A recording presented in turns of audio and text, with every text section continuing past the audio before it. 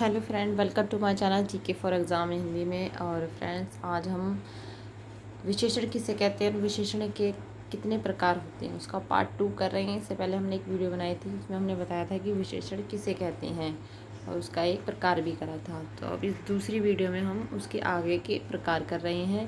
तो हमारा जो है दूसरा प्रकार क्या है, संख्यावाचक विशेषण किसे कहते हैं। हिंदी भाषा में जो है संख्यावाचक विशेषण के बारे में यह कहा गया है कि जिन विशेषण शब्दों में संख्या का बोध हो।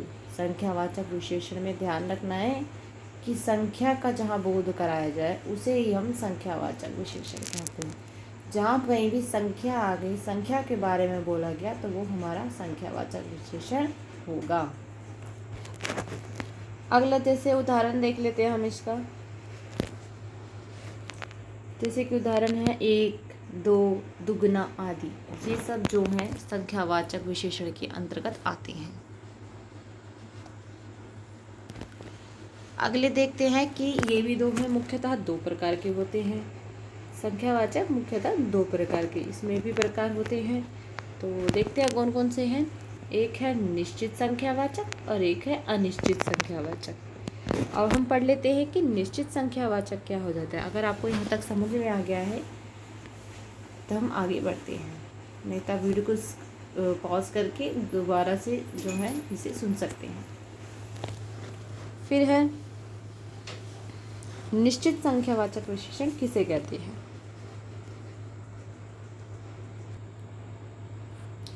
तो निश्चित संख्यावाचक जिस विशेषण में वस्तु, प्राणी अथवा पदार्थ की संख्या निश्चित हो उसे ही क्या कहेंगे, निश्चित संख्यावाचक विशेषण।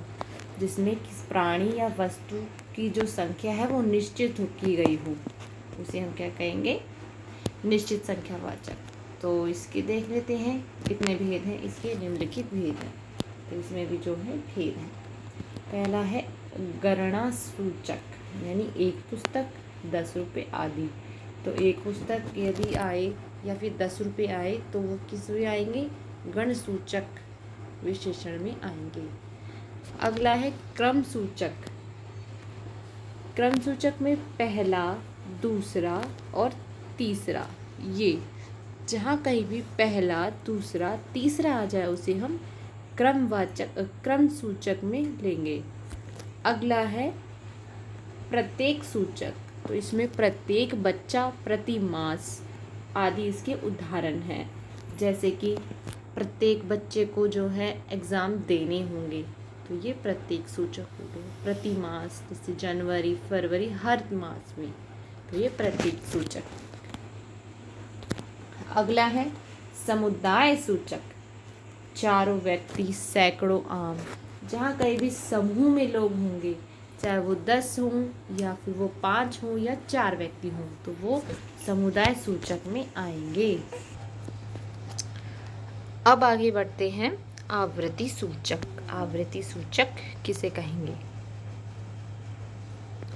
आवृत्ति सूचक में जो है दुगना और तिगुना आदि आती हैं।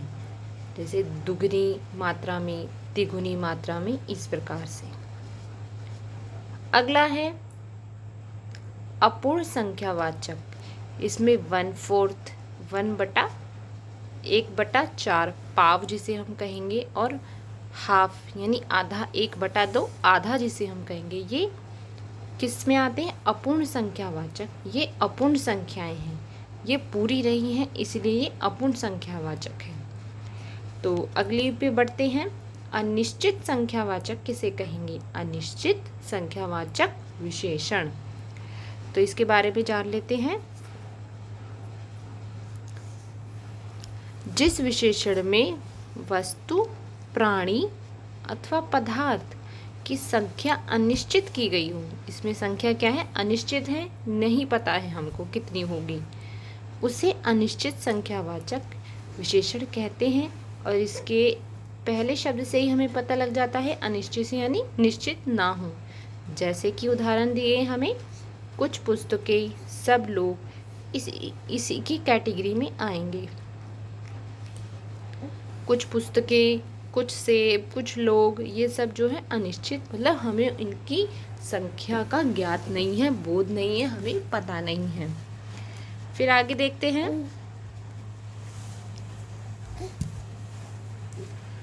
कुछ, सब, थोड़े, बहुत, अधिक, कुछ विशेषण ऐसे हैं जो परिणामवाचक अथवा संख्यावाचक दोनों ही रूपों में प्रयुक्त होते हैं।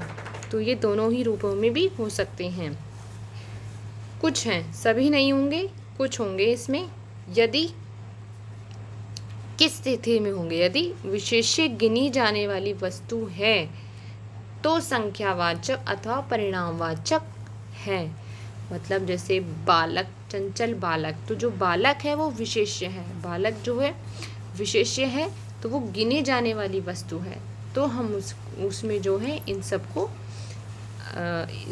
जो है यूज़ करेंगे, तब हम इनको जो है संख्यावाचक या परिणामवाचक कहेंगे। तो फ्रेंड्स, वीडियो कैसी लगी आप हमें कमेंट बॉक्स में ज़रूर लिखिएगा। वीडियो को शेयर, लाइक ज़रूर कीजिएगा और हमसे हमेशा जुड़े रहिएगा। और इस वीडियो को देखने के लिए आपका शुक्रिया।